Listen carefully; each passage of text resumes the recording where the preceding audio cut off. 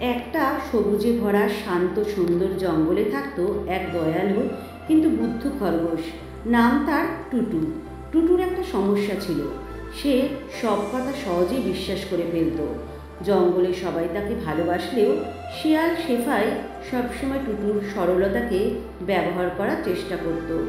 একদিন শিয়াল শেফাই টুটুকে বলল, টুটু, পাহাড়ের উপরে একটা জাদুর পাতিল আছে, যেই পাতিলে রান্না করবে খাবার কখনো ফুরাবে না।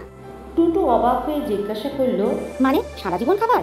শেফাই মাথা নেড়ে হেসে বলল, হ্যাঁ, কিন্তু এটা পেতে সাহস লাগে। টুটু সরল মনে বিশ্বাস করে নিল। পরের দিন ভোরে টুটু একাই পাহাড়ের পথে রওনা দিল। চারিদিকে অন্ধকার জঙ্গল, পাখিদের ডাক, বাতাসের শব্দ, সব কিছুই ভয়ানক।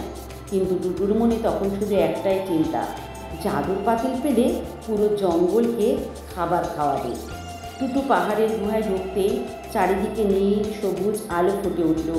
গুহার মাঝখানে একটি পাথরের টেবিল, আর তার উপর রাখা একটি পুরনো মাটির জাদুর পাতিল। পাতিলের মুখে সোনালি দড়ি দিয়ে বাঁধা ছিল।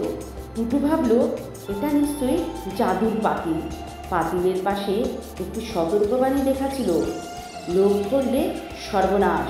কিন্তু টুটু পড়তে পারে না, তাই সে বুঝল না। টুটু পাতিল খুলতে প্রচণ্ড আলো বেরোলো।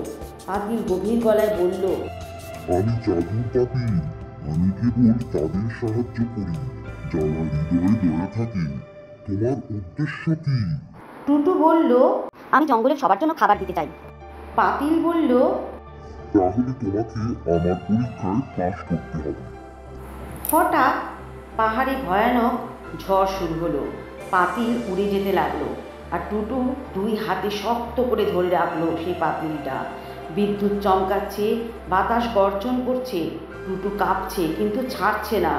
পাতিল বলল, তুমি সাহসী, তুমি পরীক্ষায় উত্তীর্ণ হলে। পাতিল এক ঝলক আলো ছড়িয়ে টুটুর সামনে নানা রকম খাবার বের করতে লাগলো। রুটি, ফল, মিষ্টি, গাজর, সবজি সব। টুটু বিশ্বাসই করতে পারছিল না। পাতিল বলল, এখন থেকে তুমি যখনই ভালো কাজ করবে আমি তোমাকে সাহায্য করব। শিয়াল শেফাই লোভে জাদুর পাতিল দখল করতে ছুটে এলো, কিন্তু পাতিল সাথে সাথে বলে উঠল, তুমি লোভী, তোমার কোনো পুরস্কার নেই। শেফাই ভয়ে পালিয়ে গেল। জঙ্গলে সবাই টুটুর সাহস আর দয়ার প্রশংসা করলো। টুটু বলল, দয়া, সাহস আর ভালো উদ্দেশ্য থাকলে প্রকৃতি নিজেই সাহায্য করে।